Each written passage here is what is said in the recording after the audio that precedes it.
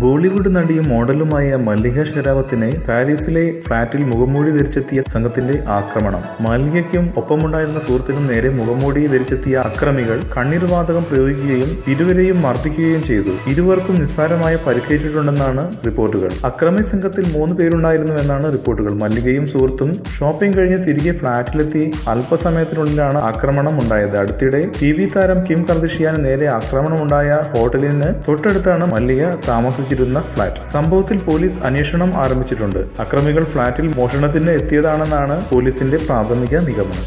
കൂടുതൽ സിനിമാ വാർത്തകൾക്കും വിശേഷങ്ങൾക്കും ഇപ്പോൾ തന്നെ സബ്സ്ക്രൈബ് ചെയ്യൂ മലയാളം ക്രിയേഷൻസ്.